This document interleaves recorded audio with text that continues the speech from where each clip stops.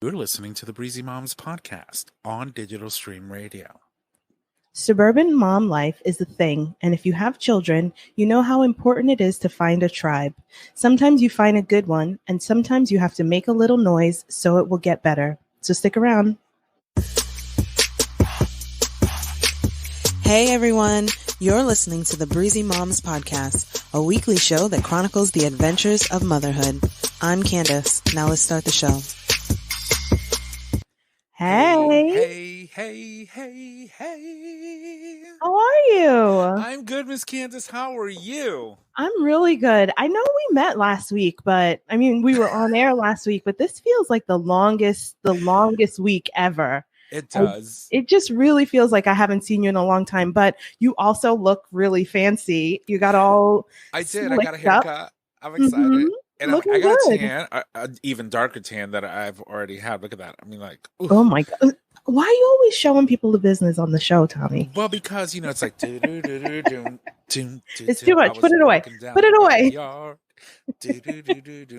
I actually haven't been spending that much time outside in the backyard. I need to pull it together. Gorgeous today. Yeah. I was out there having a beer, 2, 3. A couple. That's okay. We went out for lunch. James and I did a quick 15-minute ride on. We have a couple bikes in our garage gym, and so we decided to. You just got to jump in. You're like, we're not going to get a whole full workout, but we're going to do what we can. And so we did like 3 or 4 songs on the bike and some kettlebells. And we're like, all right, I'm hungry now. Let's go eat. It's amazing. So for all of you listening and tuning in on Facebook Live, thank you for tuning in. Just remember that our show is available on iTunes, Apple Podcasts. It's also available on Google Podcasts. It's available on Digital Stream Radio, Spotify, and even Podbean for those of you who have the app. And also, you can go to breezymomspodcast.com for more information on the show. Truly, it is our honor to be on air with all of you all the time. And make sure that you go like, rate, and review the show because Candace is amazing and she deserves it. Thank you. You always remember to hit all the marks. I can't believe I just said all of that with all of this alcohol that I have in my body, but I did. I love it. It's muscle memory. I love it. So I'm so glad that we're here. Thank you everyone for tuning in. And let's just jump right in because tonight is a thing. It is story time tonight. You ready? Story time. Open that book, baby girl. Read it to me. Read me. So I want to just jump right in. Usually you would ask me the question. Baby girl, I have a question for you. I'm listening. How are your boys? The boys are really good. They have been naked all the time. The last few days, you just can't get them to keep clothes on.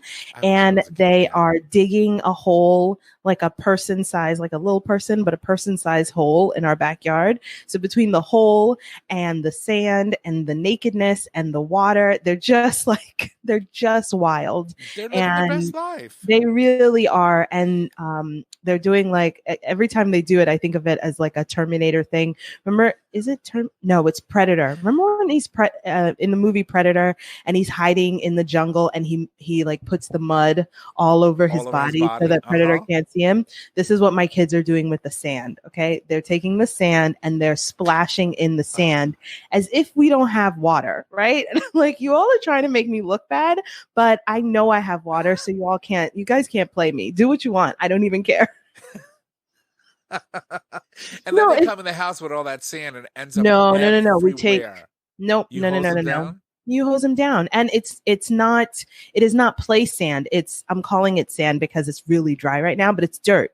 It's dirt, so usually the dirt gets left behind. It's just that then if they're a little bit sweaty, then they might have footprints on the way in. But I just hose them down. It's hot enough. If you're gonna be in the dirt, you're gonna get hosed down. You stand right there. I got something for you. I know. And I was actually thinking today that I should make a little kit because I'm all about the fucking kits.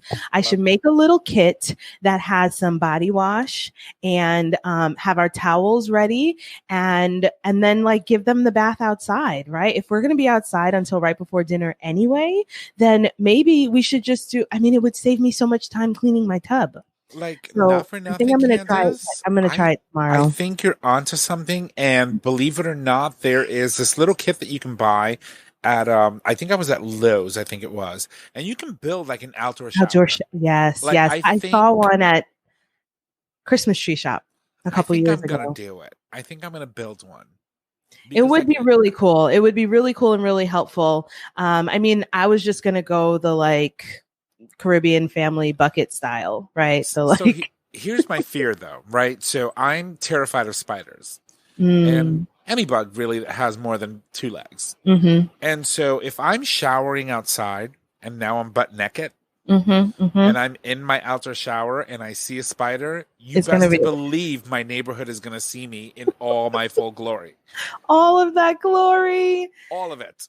Because Well, I mean, if you want to be one with nature, then you're gonna be one with nature. I do not do spiders. And so that's the only thing that's holding me back, really. Well, that's why I'm not setting up a full shower. I am just going to start now putting a bucket. I'm sure we have a bucket somewhere. And I'm going to do like my mom is always saying that they used to put out the bucket in the morning and then just every couple hours you move the bucket so that it stays in the sun. And by evening time, the water is warm and you can take a bath. I used to make fun of her, but now I see the benefits. I will tell you that you know, like showering outside is awesome. It's an experience when it's nice and hot and everything. It's great. But again, you know, I'm terrified of spiders, and I know that they're out there. And so I'm so terrified of spiders that my friend loaned me a wet saw so that I can cut stone that I was putting in my walkway last year. And I went into my shed and I saw a massive spider. I mean, it had to be the size of at least a $50 coin. Wow. And he also left me a little extra gasoline. Stop it. So I sprayed the spider with gasoline and I almost burned my shed down. I had to run in the house and get my fire extinguisher to pull it out. And so if you walk into my shed now, you'll see a big... Listen, I will burn my whole fucking house down. Throw it away. Throw it away. No shit's given. There's insurance for that shit, but I don't. You better not tell them there was a spider. I don't think there's spider insurance. I do not do spider. Oh my God. Well, let's just jump right in because let's do it. We could talk about spiders all night. I don't like them either. So I'm going to call this story time, right? I'm going to call this story time, and I'm going to try to stay on point, on message, but just recognize that I've taken most of today. This is something that happened yesterday. I've taken most of today to kind of like recover and think about my actions, think about what I contributed, think about what was put in front of me. And I think I'm in a good place now, which is why I want to talk about it, which is still pretty fast, right? Like just one day. Are you taking notes? Chapter 1. Okay. Chapter 1. Wait, no, this is the preface. So she's warming you up. I'm warming you up. Okay. We're getting serious. So, so Claire says that she she calls them the eight-legged spawns of Satan. I agree. 1000%. Okay. So story time in the life of Suburban. You know, I'm from New York, so New Haven feels like a suburb to me. It's a city, but so what I call New Haven is a city burbia, right? It is city, but it's still pretty friggin' small, right? It's like a neighborhood in the Bronx. So I still think of this as real small town. What's a neighborhood? So it's like Fordham. It's like Fordham.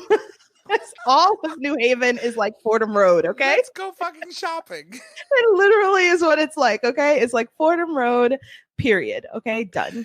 So anyway, it still feels small town here to me. And I like that. I like that I know my neighbors. I like that when I used to go outside, when outside was open, you could run into people that you know, or you say something and they like, oh, you know, someone that I know. And it helps you actually meet people. That's how small this town is. And that is for better or worse, whatever. It's just small. Valid. So I am in a couple groups on Facebook, like mommy groups on Facebook. And like everything, there are different kinds of groups for whatever needs you have. And this group tends to be the kind where if you're giving away something or if you're looking for some, like, oh, I need a changing table. Does anybody have one? Or I'm looking for whatever it is you're looking for. It's really easy. Apparently it started out as a meetup group. Well, anyway, I've been in this group for several years now, and I'm kind of like in and out of how active I am in the group, but I'm also on social media a lot, right? I'm on social media for this show, for the other show, for the business, for the skincare. Like, I'm always on social media. So when I see things, I see things, and I'm in it. I'm trying to be better. I'm trying to get off social media. She's a busy woman. She's a busy woman, and there's nothing wrong with being busy and connecting with people. So don't be ashamed about. And I like it. On social media. But I am also very.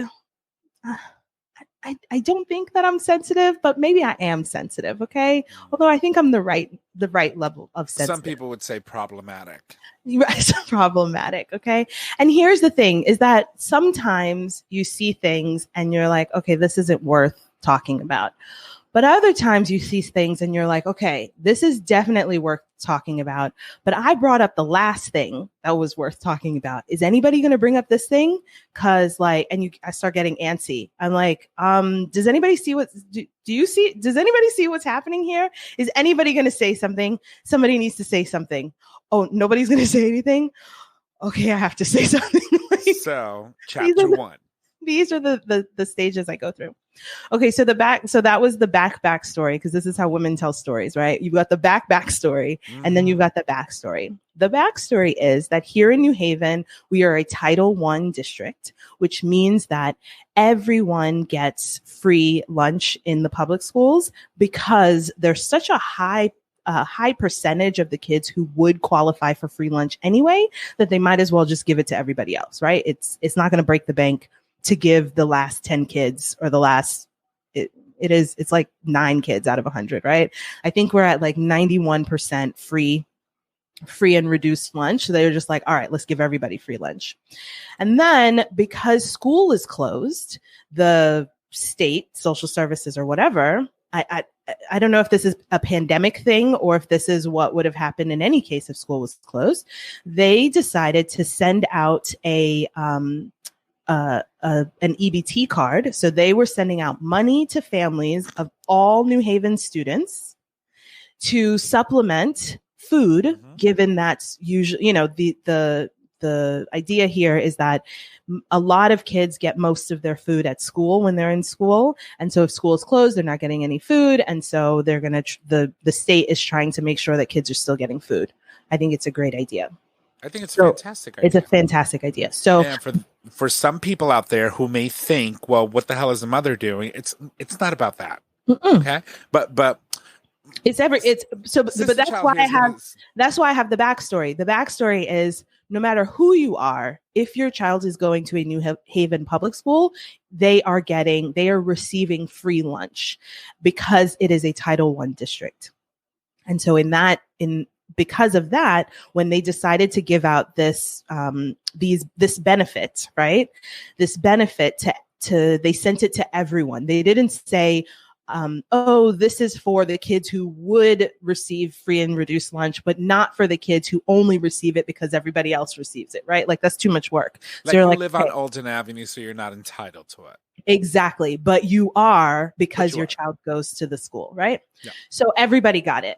I had no idea this was coming. So James gave me a couple envelopes the other day and was like, hey, this looks important. And I looked at it and I was like, social services, what did I do? Right? Like, that was my first thought. And then I opened it up and there was an EBT card in it. And I was like, wait, why? So then I thought originally that it was applying. I was like, oh, maybe this is another program that they're saying we can apply for. You know how they send you a fake credit card and they're like, ooh, call this number, and then you get a credit card? Right. That's what I thought it was. But it came with a pamphlet. I thought originally that they're saying. Sorry, that was. Okay. So that's what I thought it was, that I would apply. They're saying that I could apply for this thing. And then I saw the little pamphlet and I was like, oh, let me read this because it's not that long. And I realized that they said what they said, right? Because your child goes to a school, we're sending this to you. All you have to do is call this number, activate the card, and this is how much money is going to be on the card. And I was like, ooh, win. Like, this is like, awesome. Seriously. Like, this is awesome, right? And so that had happened the day of or the day before. I don't know, but I was super excited. I was like, damn, I already went grocery shopping this week, but this will be great for next week. Fantastic, right? That was my thought. Even though we don't receive SNAP benefits, even though I did not apply for it, like I read the thing and I was happy. Thanks, Uncle Sam. I appreciate you. So then I'm on the internet where I always am. And I see in this mommy group that someone brings up the EBT card, right?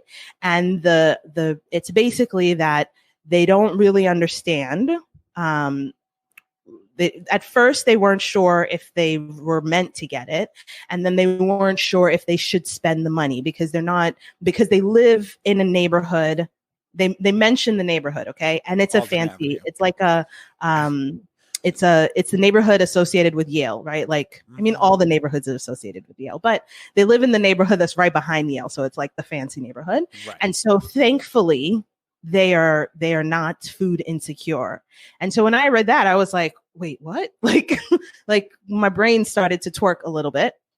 And then they kept going on about like, should they use the money or should, like, if they don't use the money, does the money go back into the pot or will somebody else get the money? Or if we don't use the money, will the budget suffer for next year? And I was just like, whoa. You were using the money before and didn't even know about it. No. They weren't using the money because they didn't have the card, right? They didn't. No. But before, when their child was in school, right. They were already using that money. You didn't even know about it. Exactly. The child was eating the food. Your child did. So but you didn't. And so okay. They were in this public forum talking about getting the money, not needing the money, about other people who might have needed it more, and about like how they could give it to somebody else who might need it more. Like how do we give it away? And then there was a set of responses that was like, oh, well, you could use it and buy food and go to take it to a homeless shelter, or it was mostly take it to the homeless shelter. Then someone else was like, oh, but just know that usually with these kind of benefits, if you use them and then you come into a lot of money later, then you have to pay back the benefits. I was like, what? I mean, it was just so much, right? And at no point did anybody say, did you read the pamphlet? You got the card. The card came with a pamphlet. The pamphlet said you a letter. The letter said, if you don't want this money, throw away the card. That's what the letter said. Okay. The letter said, giving your card to somebody else is a federal crime. If you don't want to use it, throw it away. It also said on page 3 of a pamphlet, right? Not of a book, of a pamphlet. It also said, you were receiving this card because your child goes to a public school in New Haven, right? You didn't do anything to apply for it. It's just for you, right? Use it or don't, but here it is, right? That's what the letter that was included said. So I'm reading this thing and I'm going, does this lady know that we're in the middle of a pandemic? Does this lady know that we're in the middle of a massive unemployment crisis? Mm-hmm. Does this lady know that schools are giving out food right now because some kids don't have any food? Does this lady know that those families are in this group right now? Mm-hmm. Does she is anybody going to say anything? Is anybody going to remind her? She did know, but as with a lot of Kathys in the world, she didn't care. Right. So I sat and I was like, okay, Candace, sometimes you could be extra, right? Maybe. Be extra, baby girl. Right. Wait, hold on one second. Chapter 2. So I'm like, Candace, are you being extra right now? And then I was like, no, girl, you are not being extra right now because this is how they do. Okay. And then I started to remember and catalog all of the times that someone asked about safe neighborhoods in New Haven, that asked about which school was better, that asked about which neighborhood was better, that asked about farmers market. That asked about all kinds of coded word things for what are the best parts of New Haven. Okay. Because the reality is that everybody wants to come and get what New Haven has to offer, like free full day preschool for 3-year-olds and 4-year-olds before full day kindergarten that the neighboring towns don't offer, right? Mm-hmm. They offer half day. West Haven offers half day kindergarten. Okay. But our magnet program makes it possible for West Haven, East Haven, Naugatuck, Saugatuck, all of these different places to come and use our full day pre-K 3, 4, and kindergarten, right? That is why people want to come to New Haven, but they want to come to New Haven to our magnet schools and then talk trash about the different neighborhoods. This neighborhood, this, or this, what is the crime over here? Or how do I want to live in Fairhaven, or I don't want to live in the Hill, or New Hallville, or...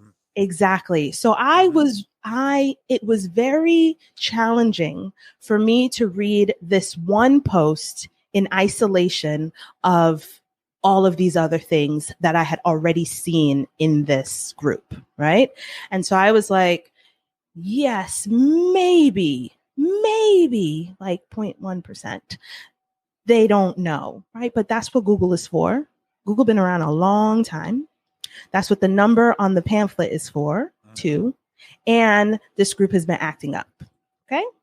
And so, because I can't help myself and I talk for a living, I'm going to just have to say something, right? Because that's what I do, okay? So, to be fair and truthful, I must have written this post and rewritten it 6 times, okay? Because we do that a lot, right? Right? But why do you do that? Why do you do that, though?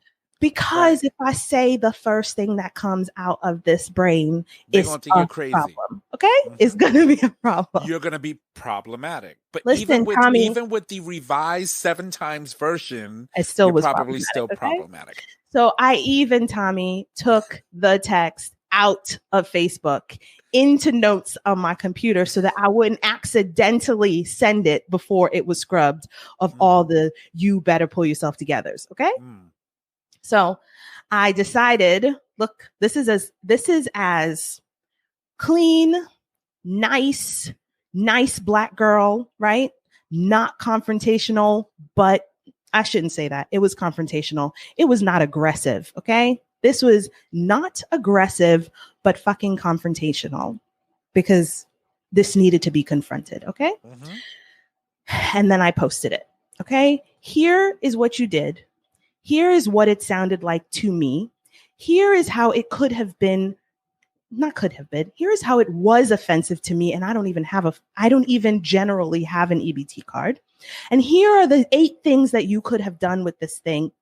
Number 1, call any friend. You could have literally texted anybody in your phone and they would have told you the same things. Oh, buy some food and go take it to a homeless shelter, right? Here's some other things you can do.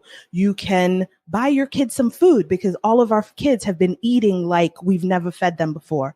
My kid gained 6 pounds and an inch and a shoe size since I'd rather March. Pay their rent than pay the food that they're swallowing right now.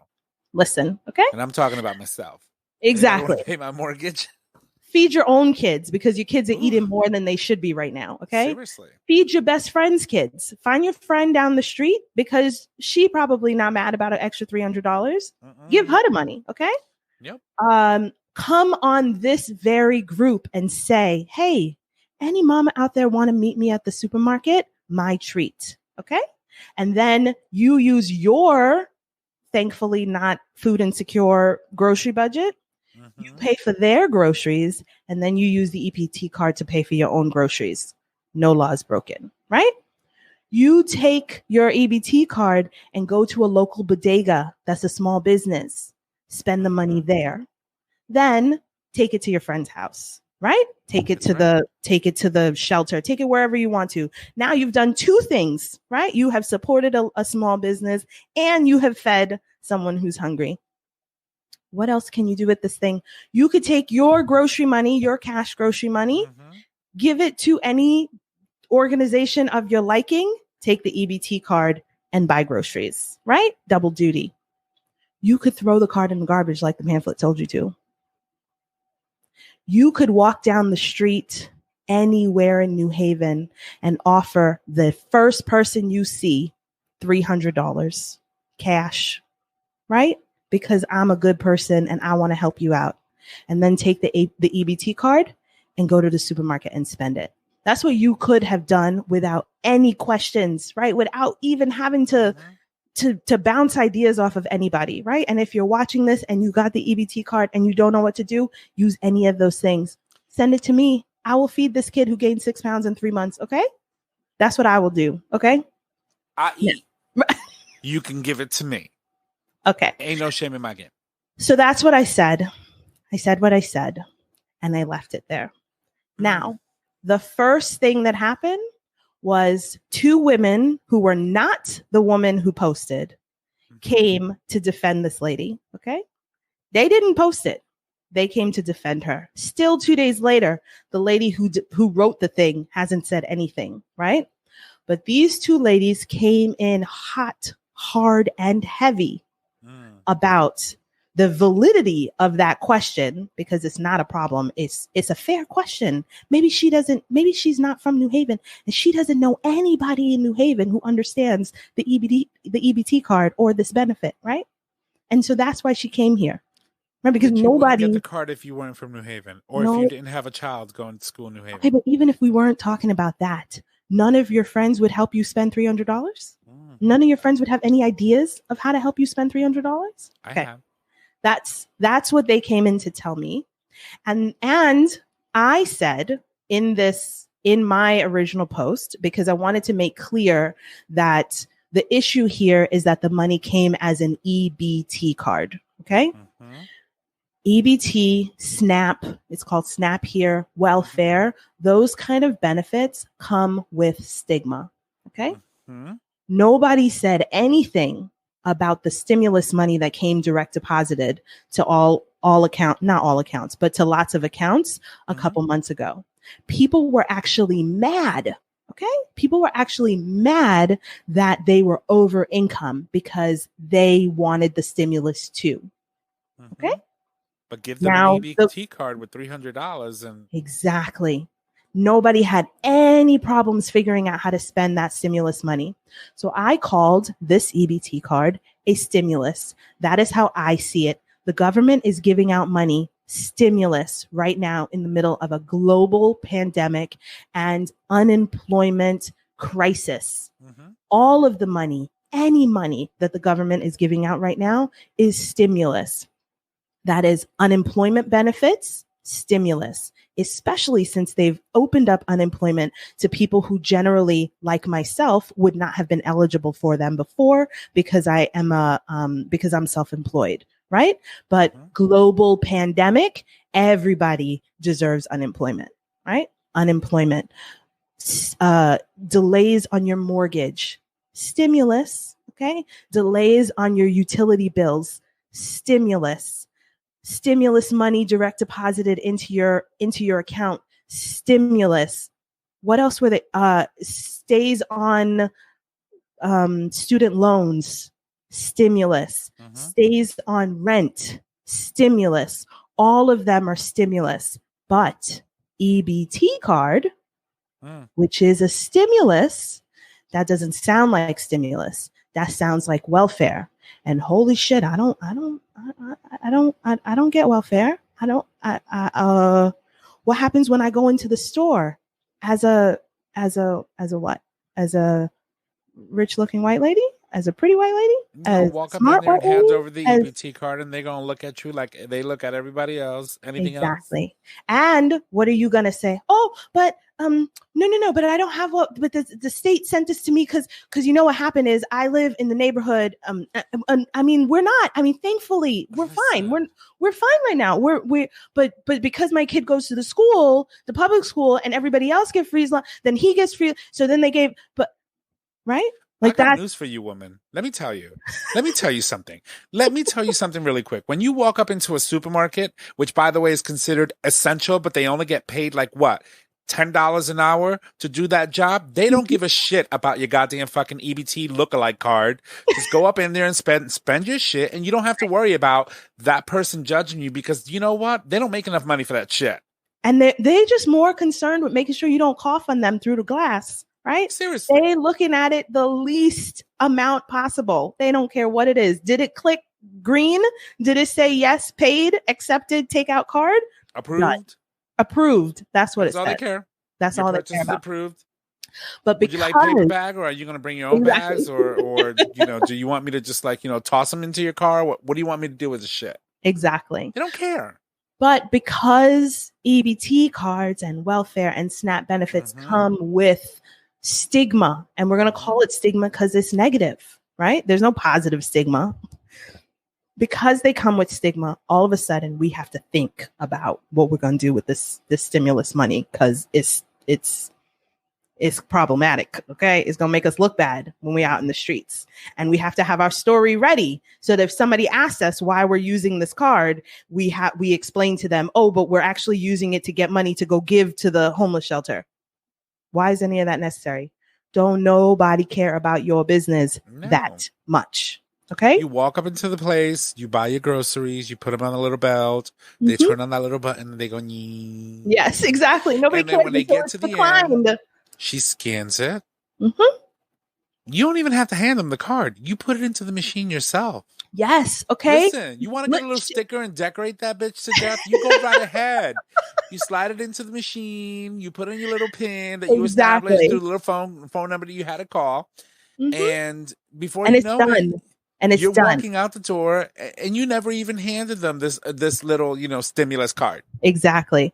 Now the things that I recognize and I'm assuming that people are worried about is hopefully so that you're aware of what people are going through.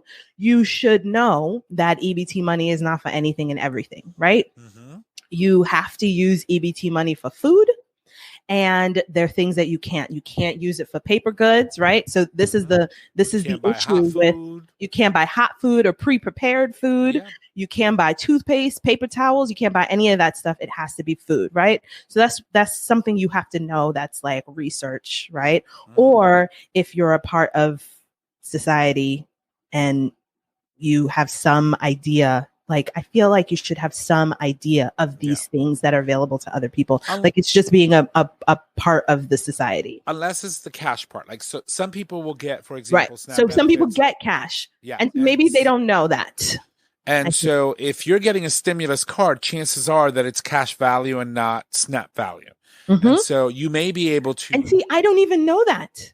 I actually don't even know if all of the money on the EBT card is cash or if it says what the amount is on it. Yeah. But I don't know if you can use it for paper goods because it's cash or if it's just SNAP like WIC, right? Where you have to get, 12 dozen eggs and one bag of bread and blah, blah, blah. Yeah. But this just adds on. It adds on to the fact that there's information that you have to get and things that you have to know about it. And by the way, the people who generally get EBT cards have to know about that stuff too. The people don't want to do the work to find out about, right? Yeah. Like it's just, it's almost thick. But you got a pamphlet. Right, but the pamphlet's there. Although the pamphlet, now that I'm thinking about it, that thing you just said about cash or like food, I'm not clear on that. But I am not worried so much about it that it feels weird to ask about that, right? Yeah. That would have been a different question on the group. Hey, I got an EBT card and I know that sometimes these benefits are cash or food, or you can't use the money for blah, blah, blah. Does anybody know if the card is just for food or if I can buy my paper goods or my like home goods with it? And that would have been a completely different story, right? That is a completely different story, right? There is no judgment. There's no assumed judgment. There is no, that food insecure word term is just laden with judgment. Not necessarily with judgment. Like food insecure is just another way of saying poor people. And I'm not you're there. Not in this group. You're not in this group, okay? Yeah. People use coded language, right? It's why we don't accept being called thugs, okay? People use coded language, and that shit sucks. And now we are calling people out for it. I am calling people out for it. People are being called out for it, and they will. And people who are getting called out want to retreat. Like, no, you knew. That's why you use that word, okay? Well, she retreated, but these two Beckys. Okay, these two Beckys came, and here's the thing. Chapter 3. Okay. The two Beckys came. I think we got like 5 chapters. I'm gonna try to keep it together. Right. Okay. The two Beckys came, and I knew they would come, and I was ready. Okay, because I generally don't have these kinds of interactions because I only talk to people who know me, right? It's the thing. Small town, you know all the people that you know. But these two Beckys just saw me as the black girl, right? That they had whatever thoughts that they had about said black girl, okay? They don't know Candace. They don't know me. They don't know the people that I know, right? About to find out, though. So they came really hard with... They said I was bragging about getting an EBT card, okay? Because so-and-so's question was reasonable. And here you are talking about how you got a card and how you're going to go spend it at Price Right. That's what I said. I said very specifically, I'm going to go to Price. I happen to be standing next to Price Right. I was like, I'm going to go spend my money at Price Right, okay? Go have fun at Price Right is what this woman who right before that told me that she's from Guilford. Her kids go to Guilford schools. She doesn't get any SNAP benefits. And oh, by the way, she heard about the card and she's not even mad she didn't get one. I'm sorry, was that an option? Were you supposed to be in Guilford mad that people in New Haven got EBT cards? Is that how any of this works? Okay. It ain't none of your business. Okay. Then she says to me, are you gonna buy my groceries? She says to this black girl on this day in the year of our Lord 2020, she asked me if I'm going to buy her Guilford groceries for the week because I suggested that the first lady buy her friend some groceries. The first lady who didn't need the money and said she didn't know what to do with the money. Okay. Clear your throat, girl. That's what she said to me. And then she told me to go have fun shopping at Price Right, ... Okay. She also said I must have been confused because I called the EBT card a stimulus when an EBT card is meant for kids who don't have any money or people who are food insecure. Okay. And I was like, first of all, lady, I wrote all of that. I gave you all of the information that I gave you. Okay. And you think that I am confused? You think that this whole grown ass woman is confused about $300? No, I'm not confused. I am not confused. You know who's confused? You.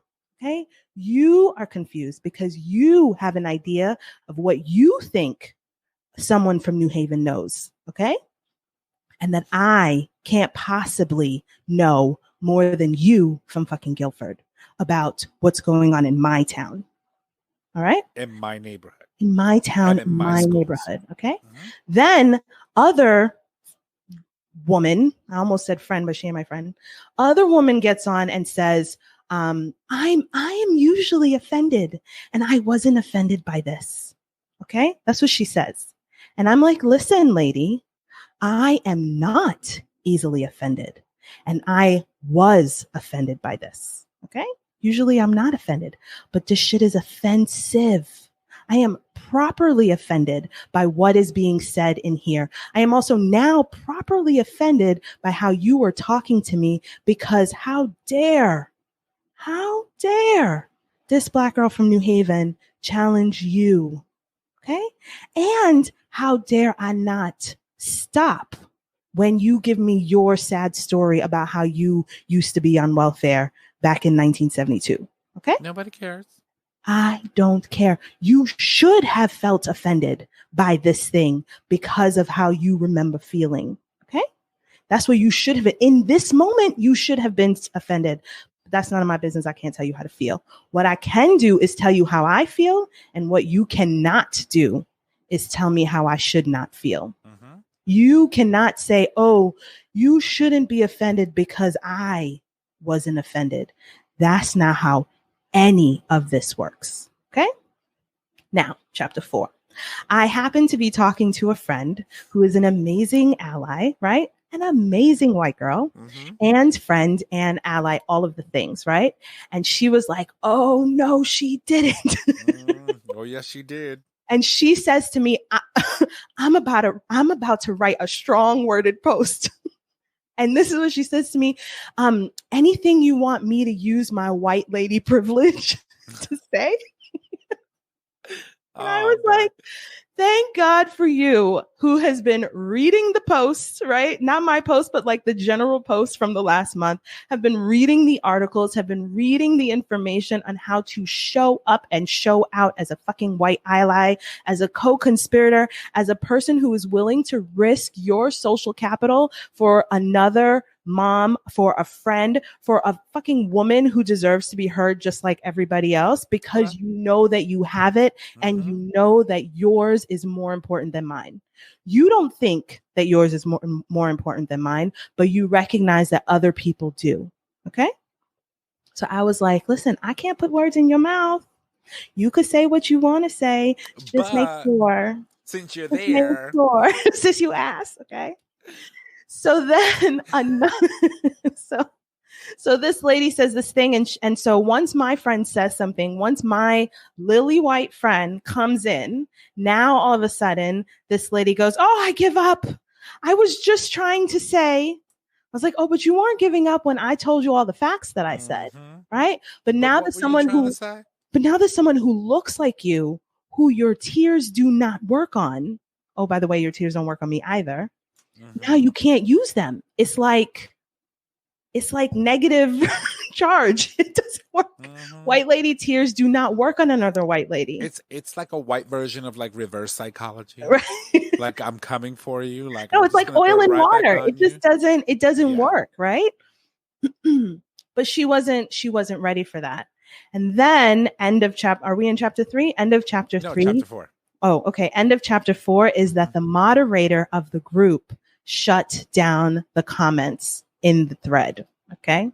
Stop. The moderator shut down the comments and said something like, I think some good information has been shared. And so that this doesn't get out of control and we don't she kept using the word hate, we're going to shut down. And just remember, this is a drama-free zone. Sorry. I'm getting upset.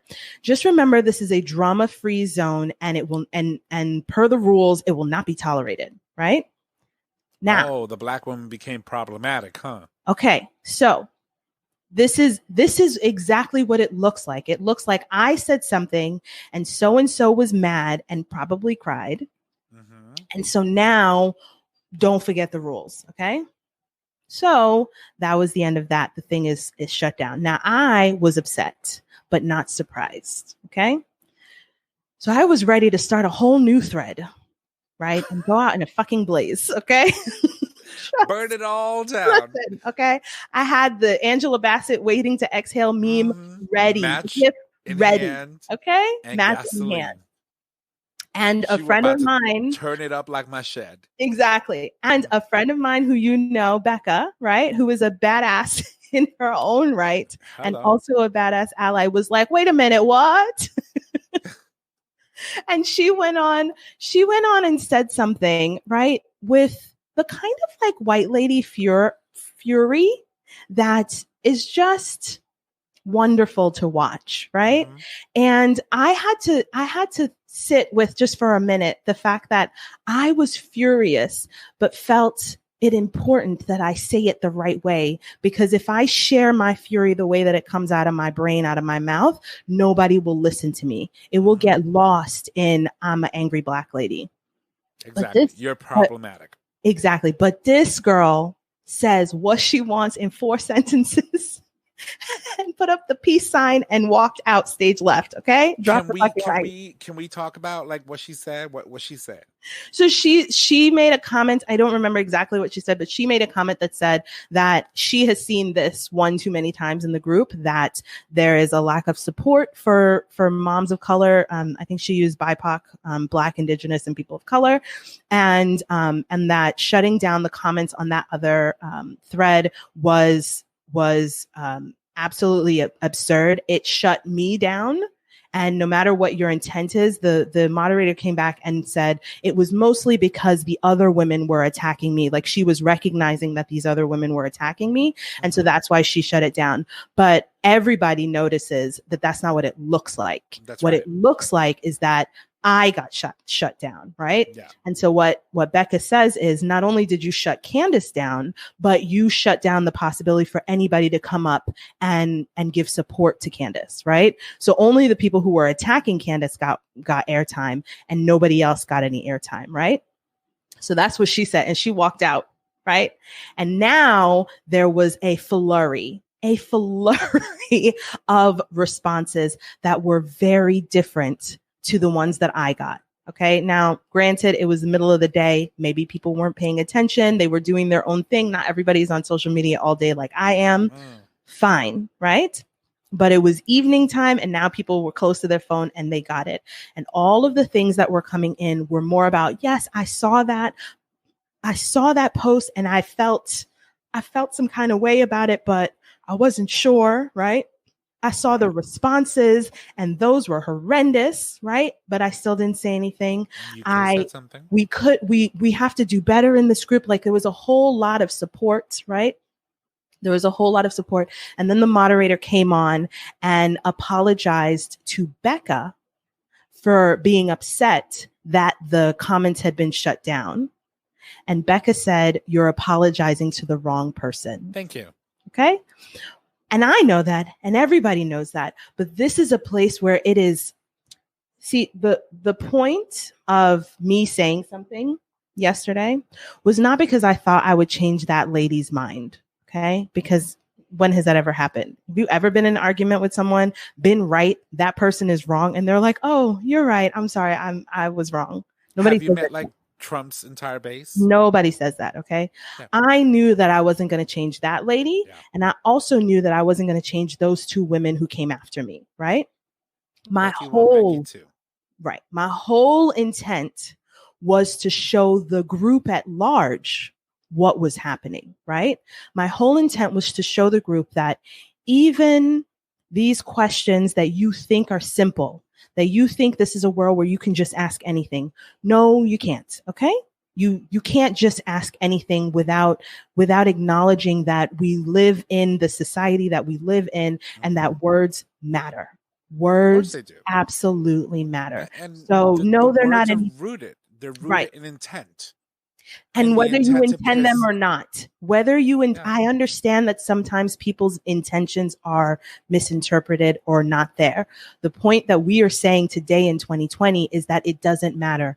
Unintentional harm is still harm. Okay. What you think is a simple question is not just a simple question. If you have a simple question, ask your friend on your phone. Okay. But here's the thing. Don't ask a group of 800 people. But here's the thing.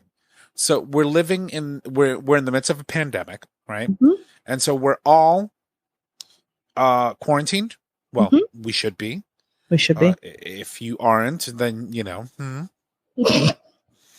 All I'm going to say is this. So listen, unless you're living under a rock, we all have access to television or radio or something, and you're seeing what's going on.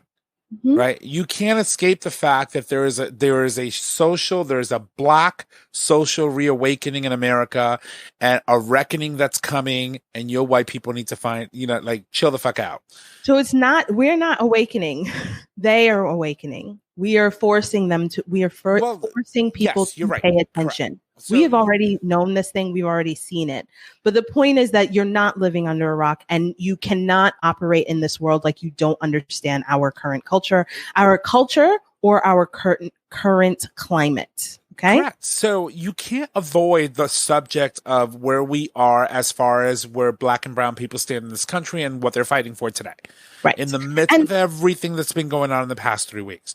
So if you're going to go on social media and pretend that you are this ignorant white woman from Guilford, and I'm just sort of kind of going to post this question with the passive aggressive racism, and no one's going to call me out on that bullshit on a day like today. Today's not that day. Today is not that day. I don't think they come on intending to talk the way that they do. I think it's just how they talk, and that nobody has ever said to them, hey, that is problematic. Yeah. But they don't know me, and they don't know what day it is, right? And that there are people now who are willing to say things, right? I think that people know when they are. This is what I'm saying. I'm not saying that lady intended to come on here and be ridiculous. I'm saying that her lack of awareness of how she might sound is problematic, no matter what her intention was, right? And that she could have avoided that with Google, with the included pamphlet, or by dialing a friend. Okay, those were really simple options. I also could have avoided all of this by keeping my mouth shut. But why should you? But why should I? Why should I have to be in this group? Okay, fine. Say that I don't have to be in the group. Say that I don't have to be in the group, right? But how come I can't be in the group? I should be able to be in the group because I'm from New Haven and it's a New Haven moms group. What happens in these groups that I was very, very specifically trying to show people is that you have these groups that are labeled moms groups. You look for us to join, right? Because we also know that all white groups are not, they look like a meeting, right? And so most people don't want their group to be all white because then it looks like a meeting, right? So they want us to come in, but they want us to come in and they want us to just accept whatever it is that they're giving us, right? Play by their rules. They want us to play by the rules. They want us to make sure that we're not being uber sensitive, that we are giving them the benefit of the doubt, that we're not assuming malintent from them because, they would never, right? Or otherwise you'd be problematic. Exactly. So what that means is that we come into these groups because as moms, this group was for like new moms originally. You're desperate for people, especially if you're in a friend group where you're the first one with kids. You are looking for mom friends with kids. And then you get into the group and you're like trying to participate, but around you, everybody is talking some old bullshit, right? But you want to be a part of the group, but then you're questioning yourself as if you should be a part of this group if these people are talking this way. And then you're worried that if you say something that you feel you have a right to say, that then they're going to kick you out of the group, or they're not going to invite you, or they're not going to, you're wrong, or that I'm wrong. But I mean, there are so many things that go through the minds of us people, us Black, brown, and people of color who end up in these white spaces, right? You say that you want us there, but you don't want to behave like you want us there, right? You want us to be there on your terms, and you don't want to acknowledge anything that you might have been doing that would make us feel uncomfortable, because it's actually our discomfort is our fault and not your fault, right? That's the other thing, right? So for example, if you didn't mean anything bad behind it, the moment that someone tries to have a dialogue with you, let me tell you all the reasons why I think this is wrong. Here's one, here's A, B, C, D, E, F, G, right? And this is why I think it's wrong. And you're probably agreeing with it in your head, but that pride is not going to let you sort of kind of, oh, no. you make no sense. You make no sense. No, she actually does, but I'm not going to let her know that. Exactly. And so that is what I was trying to show this group, that this is the climate and the culture of the group that you are in, that you, nice, polite white lady, had the privilege. Nobody likes the word privilege, but that's the fucking word. There's no other word. The point I'm making is that you saw something that set off a little twinge, like a little alarm in your head, but decided maybe I'm overthinking it, or I don't want to get involved, right? That is a privilege, to be able to look away from the crash or the ugly thing or the whatever, right? Meanwhile, I'm sitting here fuming. And the thing is not even directed at me, but it could very well be. And if this is what you're saying in public conversation, what the hell are you saying in private? Okay? Nobody wants to hear that. And chances are, coming from an area like Guilford, it's typically not going to be very positive. It's not nice for people of color. And I know, without a doubt in my heart, I know that this lady is telling people how this Black girl from New Haven attacked her and damn near called her racist. Okay. Which I didn't.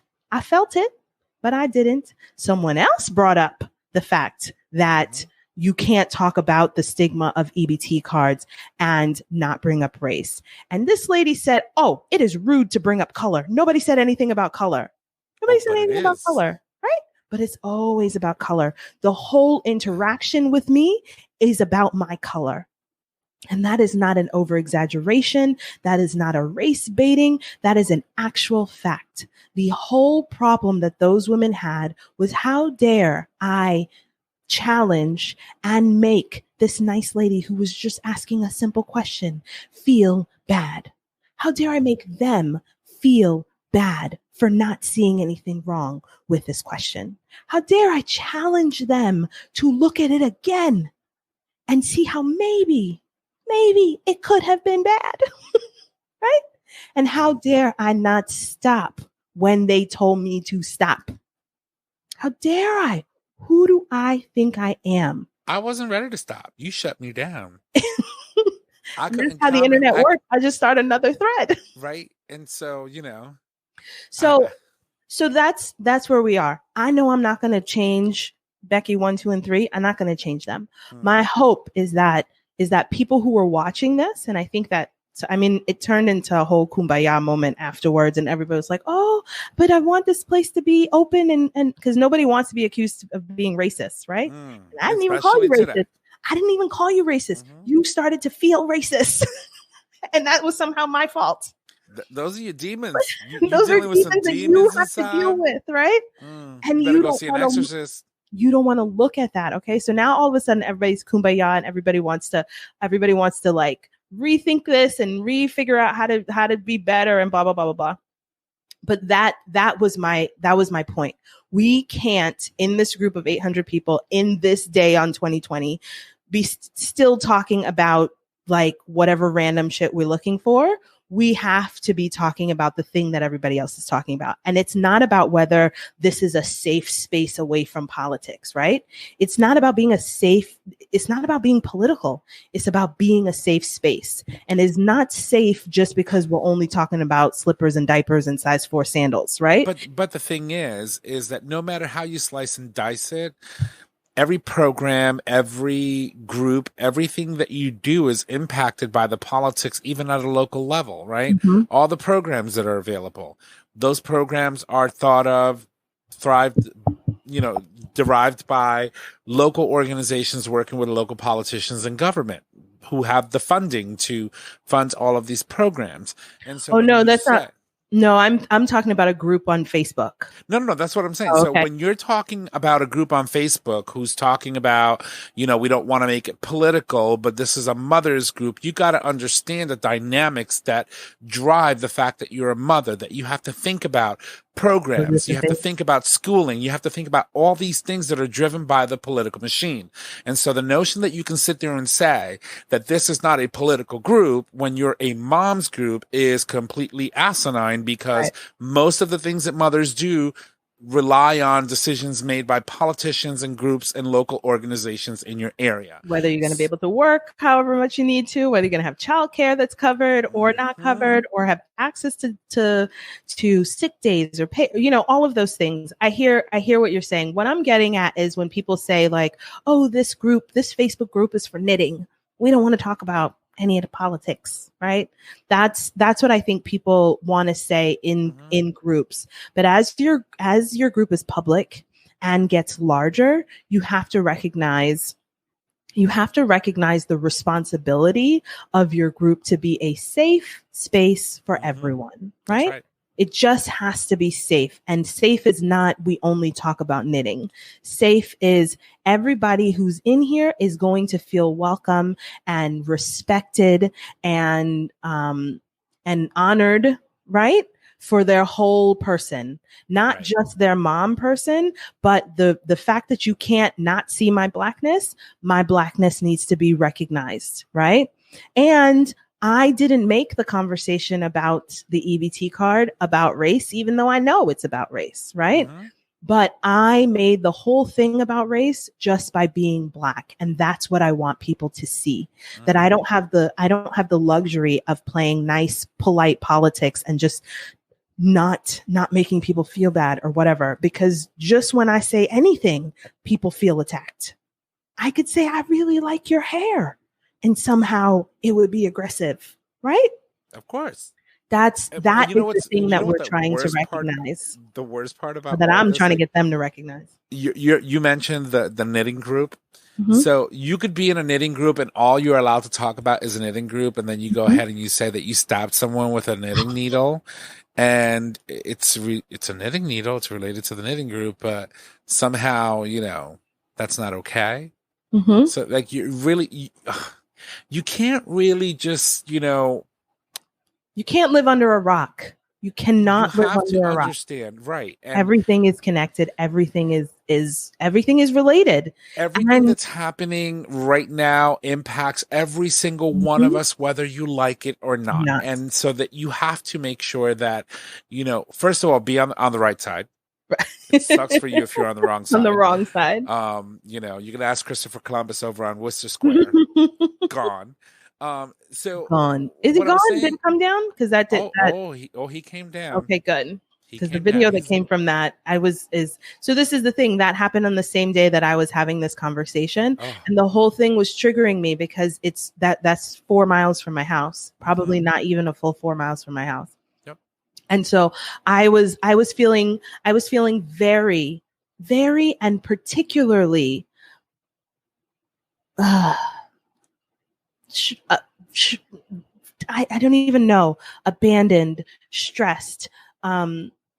Abandoned is the word that's coming to mind for the two young men who were basically being attacked and harassed, right? Physically, verbally, all of it.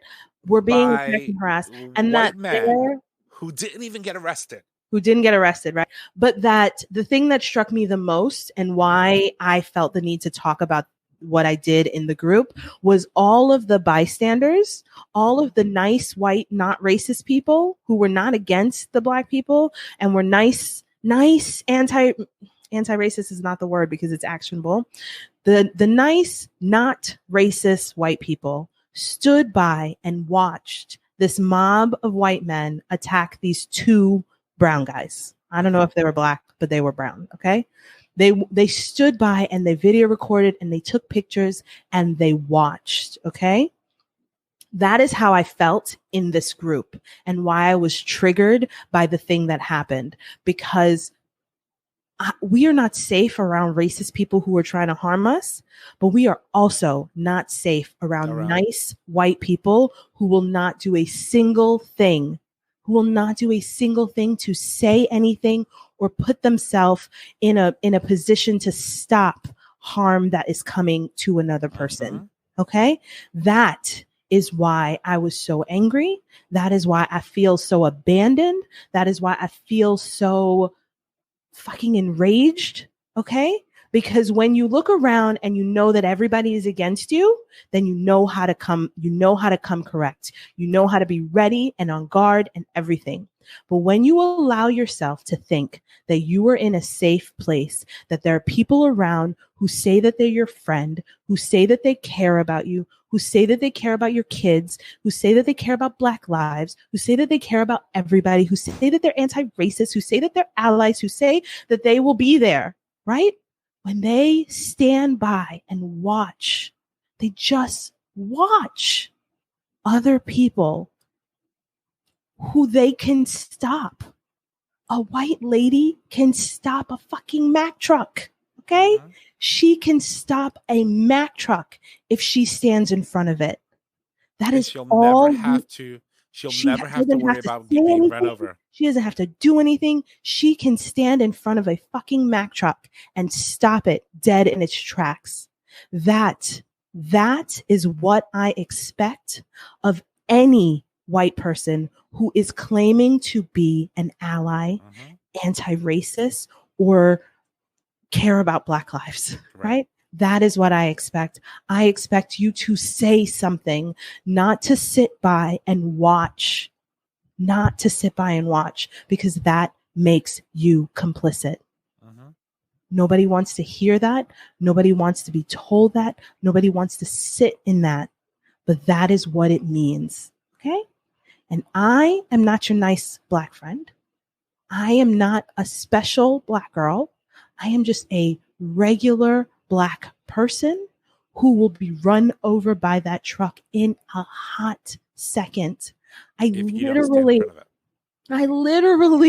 especially now, I will not go anywhere near the street when cars are coming, okay? Especially when I see white people in cars, especially when I see white people in pickup trucks, okay? I am judging, okay? It is how I take care of myself. I am making sure that I am not the person that person decides they are going to speed up and run over, okay? And that shit might sound dramatic, but it is not. There is literal research out there that talks about the fact that white drivers hit Black people more often because they just don't care. They don't stop. They don't slow down. They just don't care. I am not willing to risk that, especially not today, not in 2020. Okay. So shout out to the white allies who are willing to use, it takes literally, it was like a modicum of social capital that my friends used last night. It wasn't even a lot. Okay. And I say that with all the love in my heart. It was almost the least that they could do. Okay. There is still more that everybody can do, but they did something that has had such an impact. Okay. It had such an impact. It turned around the conversation. All of a sudden the group wants to be more inclusive and watch everybody and make sure everybody feels good. It opened back up the comments. Okay. For the section that had been, for the posts that had been shut down, it opened back up the comments. And then other people felt emboldened and empowered to say, hey, I'm sorry I missed the thing yesterday, but here I stand up too. Right. Their privilege is literally the difference between them being able to quickly move an issue along and you having a challenge in doing all day, every day. I could be banging the same drum all day, every day, and nobody would listen. Yeah, okay? Their privilege is literally your challenge. And so this is what it means to be an ally. This is what it means to be a co-conspirator. Okay. We are beyond ally. We are at co-conspirator. Use your voice, use your body in a safe way, which I promise you is safe because nobody's coming after you. Literally. They just stopped dead in their tracks. Oh, white lady, we can't hurt this white lady. No, literally. We're getting life for that one. We've seen it so many times, okay? We've seen it so many times that the one white woman who was killed in the in that protest that happened, we know who she is, okay? We all know that story. That man went to jail. Right? We know everything about her. And that was terrible. Obviously, I have to say that. But we know everything about her because that's the first time that shit has happened, okay? We know that by first name, last name, everything. I mean, seriously, you are not wrong, to say the least, in that, right? So that's where where did this end? This ended with I'm not in the group anymore. I didn't get kicked out because they're not kicking me out, but I'm not participating anymore. It also ended with, and this is the last thing because I wanted the story to be short, but it's not a short story. That's okay. Chapter 5 is that after the second round, after the allies came through and like fucking burnt the shit down, right? Then I started getting messages in my inbox about how people had seen it and how it was terrible and that they didn't see it when it happened and then they didn't think they could jump in. And oh, by the way, I'm really trying to teach my kids about, and we're reading stories and we went to the rally and listen, I don't need that in my inbox. I need that on the page of the thing. I don't need an apology from the moderator in my inbox. I need that on the page that shows that I was not the person who was causing problems. That by saying something is not causing a problem. Okay. Those people who were attacking me should not have been reprimanded in the messages. It should have happened on the stage, right? Where the thing had happened. Don't come into my inbox and ask to be my friend. I cannot be your new black friend. I cannot be, you cannot come to me after this and think that I am going to be your friend. I am not going to validate your attendance at a rally. I am not going to validate your books that you're reading or your research that you're doing now. That is not my job. Okay? You support me, you say something out loud in front of the people who were attacking me. You don't come now and ask me to be your friend because you feel bad. I don't know what that is. Okay? In private. Even in public, don't come ask me to be your friend like that. Okay? Why don't you think about why you had to come ask? I wish they would. Why don't you think about why you are coming to some random black woman that you have never met before to be friends? Because you don't have access to black people in your real life. Why don't we talk about that? You cannot teach your children to be anti-racist in an all-white neighborhood. That's right. It doesn't work that way. Easy it is to like come into New Haven and find a space that is socially and racially diverse. It's a pandemic right now, but people are outside. People are not following the rules. Yeah. People are outside. Okay. There is no shortage of options. If there was not a pandemic, even in a pandemic, there are no shortage of options for you to find your way into a diverse setting and try to make real, authentic connections. Friendships. Bring your kids to a park somewhere in New Haven and have them play with the local kids. Exactly. And acclimate yourself to the culture. Learn about the culture. Be sensitive to the fact that, we're sensitive right now. And do your best to really integrate yourself into society in a very responsible way. And recognize that you might have to do it a couple times. People not come in open arms because you came to the park one time. We don't know you, white lady. Okay.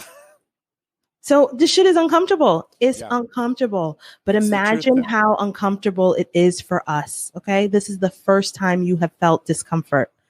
Imagine how long I have been uncomfortable. Imagine how weird it is when I get invited to the YMCA in Branford and the people ask me if I am on public service. Imagine how weird that shit is. Okay. Imagine how weird it is for me to be at a party and for someone to come and talk to me about those quote unquote New Haven parents. Okay. And then tell me that she's renting in the school district of the most like sought after school until her kid gets in. And then she will move somewhere else because her kid will already be in the school. Right. And not recognize that there are black women in jail for that. And why are you seeking me out? I'm literally the only black person here. Why are you coming to have this conversation with me? That is uncomfortable. Okay. That is so fucking uncomfortable. And you hit on a very, very important point. There's literally a woman right now who got locked up for just wanting her child. There's several women who are in jail to have a better education. Literally. And then there's a privileged white woman who served what, 2 days? Who cheated. Literally paid money And nothing. to, yeah. So anyway, that was the story for today. And I don't, I'm still thinking about it. It's not one of these things. I think that sometimes people think there are two things that you can think that that I'm just being abrasive and just want to start trouble, and then I move on with my life, right? Or the reality is that like this took up 2 whole days of my life. Okay. I ignored my kids for hours, making sure that I was crafting the right response. Okay. That this has taken a lot out of me, that I risk a lot in speaking up, that Black women, that women of color risk so much in speaking up in areas, in rooms, in whatever, and calling attention to something that is fucking asinine. We risk so much. There's so many people who have found out about my daycare through that group. There's so many people who've bought from my company, who've bought from my skincare. There's so many ways that I get my livelihood out of groups like this. And I really, for a hot second, thought, am I willing to risk whatever referral or like nice thing that people usually say about Candace in this group by coming out and saying something that's not nice for the Black girl to say? Every penny. That is what I decided. That is absolutely what I decided. If you don't want me because I said this thing that was factual and rooted in facts, then I don't want anything from you. And I don't care who you tell, because if that person believes you and agrees with you, I don't need or want anything from them either. So I want to end on realizing, on letting people know, and I'm obviously speaking to the choir, that when you say something that is a throwaway thing or is just like a simple question, it is not simple to us. Whoever us simple is, it's not simple. And I think about it and I sleep about it and I nightmare about it, and it compounds onto other things that I saw from the day that also were attacking me or people who look like me. It is not simple. It is one thing after the other. And we are liable to snap. Okay. So unfortunately, Becky's 1, 2, and 3 caught a good snap. I wasn't even mean. I swear to God, I wasn't mean. Right? Could have been on a different day when I was happy to be mean. Okay. But that is what you're dealing with when you think that something was so simple and so shouldn't have been sensitive. Recognize that all day we are combating bullshit. We are combating bullshit all day. And unfortunately, you were the straw that broke this camel's back. She never broke your back. She just sort of kind of poked. It didn't. It just was. Yeah. It just. Yes, because we're not broken. It's that annoying little like poke, right? It's like when you buy all those little like what do you call it? Those skewers to make your pinchos, and then you're trying to stick the meat in, and it sort of kind of pokes you, and you get irritated. Oh God, that's basically what she did. She never broke your back, baby. Nobody up in this motherfucker can break your back. It's true. Thank you. Not one of these bitches will ever be able to do that shit. You was a strong woman with 2 kids and an amazing husband and a successful business. And all I can say is this: you were strong, and some of these people just need to be put in their place. And you know what? They just caught you on the wrong. They caught me on the right day. They caught me on the right day. You got pricked by that skewer. That's what it was. It was annoying as fuck. And and I hear you. Yeah. So on that note, because now I feel like I've gotten it off my chest, right? This show is therapy. No matter how you slice it, the show is therapy for me. And I've heard for other people too. I am gonna let it go, right? I'm not going to let it take another moment of my spirit. It has not broken me. It did not break any of the other people in the group. We are not broken by these things. We're tired of these things, but we're not broken by them. And we will stay here because that's what we do. We always trying to help people. We're trying to help you, even though you don't want us to help you. We're trying to help you to be a better person. So please I'll send you my bill. Be a better person at the end of the week. So again, shout out to the allies who showed up and out like only white women can. Thank you very much. Shout out to you all. And I know especially specifically these allies don't require any thank you, but it is still important to say thank you, because even though I can handle myself, it is nice to not be alone. So to all the allies out there, my allies and allies of others, realize that we do thank you. We might not say it all day, every day, because that's not our job, but we do see you and appreciate you and are grateful for you, because we can't get any of this stuff done without you. So go out and be a badass co-conspirator. And if you don't know about co-conspirating, is that a word? Go and learn about it, because it's different from being an ally. It's different. So I think on that note, we should close, because we are well over time. We are... I had the best of intentions, but long is still long, right? You remember at the beginning of the episode where she said the intention was 45 minutes, but that's not gonna happen. But it was a lot. I love it. It was a lot. Really it's 2 days. It's 2 whole days of the same thing. You got to get it out of your chest. You gotta get it out. So anyway, on that note, we are here. We are in all the places, in all the places. Share this. Do this passive aggressively. Share it. And put it in your white spaces, right? Put it on your wall, drop it, and walk away. Okay. Let me say for you what you don't want to say to other people, because we can't mess up the money, right? There are probably some people you work with that you would like to say some of these things to. Drop it on the chat, and then walk away, just like moonwalk away, and let me say for you. Free, like it's free. It's no charge for you to just copy the link and just drop it. You're welcome. Yeah. So to everyone out there, thank you so much for tuning in tonight, for listening to this story, for calling to check up on me in the last couple of days. I appreciate it. I'm fine. We just gonna move on from this, and we'll see you next time. All right. Let's do the thing. We're doing it. We're doing the thing. Bye.